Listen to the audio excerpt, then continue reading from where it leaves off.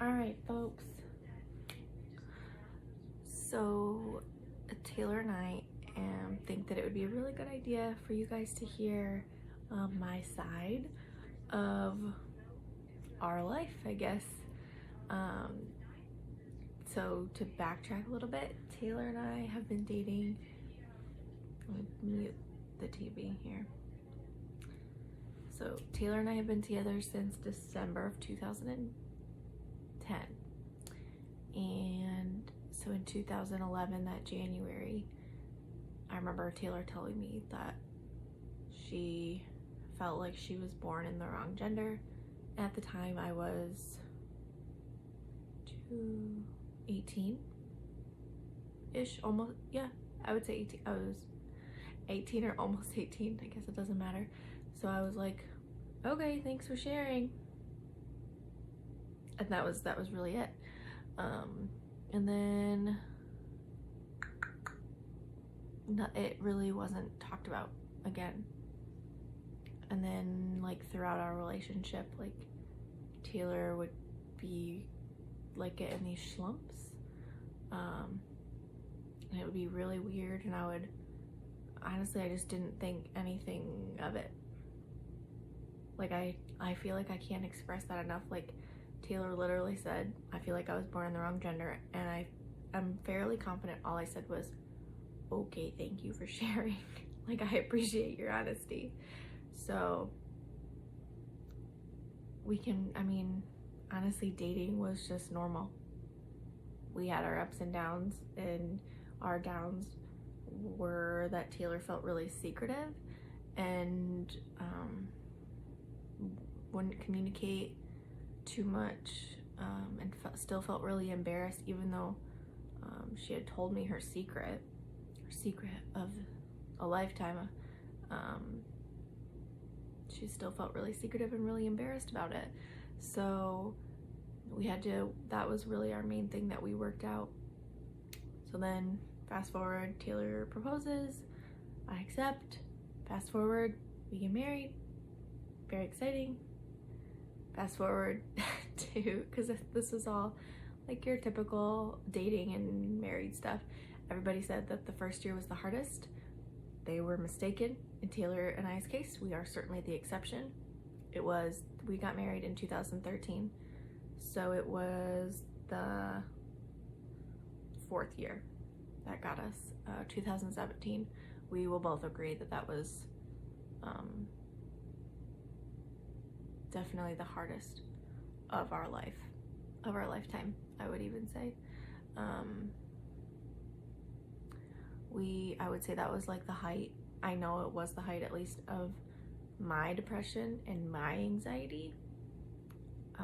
I was very concerned about Taylor, and I used to work at a job where I was client facing, so I would have to go to work and put a smile on and get dressed and feel like and talk like I had gotten a full night's sleep and ate a healthy breakfast, and didn't just hope that my husband or partner at home wasn't killing themselves. I just had to pretend like that was not part of my mentality that day, and I'd have to do that every day. And every day I would check in with Taylor and be like, hey, you're alive, right? You're gonna be alive when I get home. I love you, please be home. Please be alive when I get home. Any variation of that was something that came out of my face every single day. And it's, as you can imagine, emotionally draining and horrifying. So I think that was like March-ish of that year. I started seeing a therapist for anxiety. I didn't know that there was a therapist for transgender or gender dysphoria or partners of people with gender dysphoria. I didn't realize that there was like a specialty. So first I wanted to manage my anxiety. I've always had anxiety in the realm of catastrophic thoughts. For those of you that know what that is, I apologize. Those of you who don't, I will share with you that it's basically like I would have very irrational fears of a loved one dying, I've had numerous nightmares of me finding my mom, dad, brother, sister again, dead, and would wake up and feel like it was incredibly real. So anyways, for the most part, I've conquered my anxiety. I've also combated that with Zoloft. At the time, I tried Xanax as well. Xanax is great. It really did the job. I was able to not cry all day. That's, always good things to not cry all day. I was able to go to my job. I wasn't this person. If those of you that know me now, I was not bubbly, happy, smiling. I was even keeled. And even keeled for somebody that is dink all the time, is someone that's constantly low and crying. To be even is a relief. And I was relieved, truly. So I've since asked my doctor not to prescribe that for me. I have an addictive personality. Thankfully, I'm not addicted to anything, but I know that about myself. I know my family history. So I've asked her not to prescribe it to me unless something actually catastrophic happens. So we have that understanding, and thankfully I don't need that anymore. So let's see, therapy for anxiety, got that as far as under control as you can get anxiety. It sneaks up on you, that's the bitch about it, and that's fine. I just deal with that as that comes, but I am able to happily get out of bed and not cry and not even want to cry. I don't want to cry. Not that anybody wants to cry, but I don't feel like I need to cry. I don't feel that need for a release. So I'm back to my normal self, thankfully. Let's see, but in that time, in 2017, I tried to quit the job that I love twice. Even though I loved it, I was really failing at it. I was having many meetings with my boss and her boss, and I had put way too much on my plate. I had signed up for everything, I do that. Even now, I will raise my hand for everything. My current boss, thankfully, is aware of this and will be like, let's spread the wealth, and that's great. I don't want to be a work hog. Anyways, so at the time, I was allowed to be a work hog. I signed up for everything. I was allowed to be on every little committee at work, whether it was improving culture or wellness, which is kind of silly because someone on a wellness committee, I don't know. I guess that's for next time. So I just had so much on my plate, and then, of course, worrying about Taylor all day. That was everything. So I finally got permission to get off of Taylor's roller coaster because it doesn't help anybody that I follow somebody else's roller coaster. Made Taylor feel like crap about herself because she was seeing my light go out of my eyes, and my love and my happiness really be put on not even the back burner, the way back burner, your shitty stove in the garage that you're just waiting to get rid of. It's the way back there. And that wasn't good for me. Obviously, that's not good for Taylor. It doesn't help anybody for me to be on Taylor's roller coaster or anybody else's roller coaster. So that was nice. Therapy is great. Did that. And end of 2017, I decided that I needed to stop being the manager at this job. I needed to stop being on this committee, that committee. I needed to stop being a mentor and training people. I just needed to be in charge of myself and get Taylor and I back on track. So I applied for another position within my current position. I'm not comfortable really saying where I work now, but I was able to apply within the same company that I love so much. And we moved. I moved there. I was just in charge of myself and took the calls and helped the people and hung up and did my thing and moved on. And it is great. And that was December. And so December I applied, December I accepted, January I started. and I decided that Taylor and I, when she transitioned, if she decided to transition, I was going to stay, because it truly, I can't describe it, it came like a light that no one in my family would ever, I don't want to say care, but, and I don't want to say that it doesn't matter, but it wouldn't change any of the love that they have for me and that they have for Taylor. Taylor at that point had been in our lives for almost 8 years now, and is part of the family, and that I know the family that I come from is one of no judgment. Everybody has something that they go through. This is something that Taylor and I went through. I knew this when we got married. I didn't know what that entailed, but I could have done research and found out, and I still don't think that would have changed anything. I fell in love with the person, and that is also something that I got to tackle in therapy, is what that looks like for me. I never thought that I would be looking like I was in a same-sex couple. If you need to put a label on it, sure, we look like that. Anything else?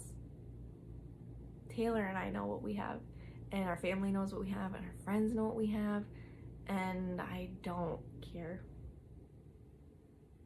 Don't care. So I got to learn that in therapy. We would talk through that of what if, how does that make you feel? Don't care. And this is just me, and I wish that I should have prefaced this at the beginning, that this is just how it worked out for Taylor and I. There are dark things that Taylor and I have been through that I don't think most people would stick it out through, to be honest. I'm not saying that like just dealing with it will work out for everybody, because I'm not just dealing with it. I'm not like settling. I would never let myself settle for anything. I'm not a settler. For anyone that knows me, I don't just like sit and like wait and like hold out. I'm a go-getter. So if I wasn't happy, it would read all over my face. I know I've said that in another video. It's still true. It's always been true. If I'm not happy, there's no hiding it. I can smile at you, but it wouldn't reach my eyes. It would be disingenuous, and it would also be a disservice to Taylor, to my family, for them to think that I'm happy when I'm not. And so I don't hide it. If I've got a problem, you're gonna know it. If I had a problem with Taylor, she will know it. If I have a problem with anybody, they're gonna know it. I'm a respectful person, so it's not gonna be ugly, but you're gonna know it. So that sounded a little aggressive. It's not really the way that I meant it, but I think it's really important that people know that it's not about dealing with Taylor transitioning. I told her, let's do it. Let's go. Whenever you're ready, let me know. I'll be there. I'll be here. We're gonna get through it. It's gonna be fine. And not that it's gonna be easy. It's certainly not easy. It is not easy to spend tens and 20s and 30s and thousands of dollars for surgeries that you don't have. That's not fun. It's not easy. Don't enjoy it. But I leave the house and I don't worry that Taylor will be dead when I get home. What else? I mean, I'm happy. I would love to hear your guys' questions. This is not going to be the end of this video. So far, I've just taken you guys through the generic of dating and my therapy and my truth, which is very open, very honest. I'm open to any questions. I am just so thankful that a lot of my family watches these. A lot of my friends watch these. I remember when we were engaged, I was 19, and I remember family telling me, Sarah, you know that this is for life, right? And in my head, I'm like, if only you knew what I knew. If only you knew that I said yes to the unknown, and that's okay. And it is okay. It turned out great. We fought for it. We fight for it all the time. And let's see, we decided to stay together in January, and at the end of January, I was pregnant.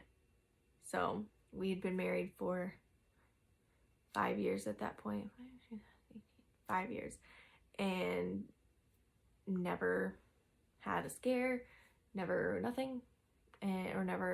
We've never thankfully lost a child. So just in my head, I see that as like, things just shake out. They work out. And you might not feel it in the moment. I certainly didn't, and it's hard, but I mean, it's worth it. That's honestly, marriage, not every marriage looks the same, but I guarantee you every marriage is hard. I guarantee it. Every marriage has its stuff. Maybe not transitioning, maybe not gender dysphoria, but it's got its stuff. I don't like Taylor every day. I'm sure Taylor doesn't like me every day. But I know that it's just a day and that we will fight for each other. And the transition has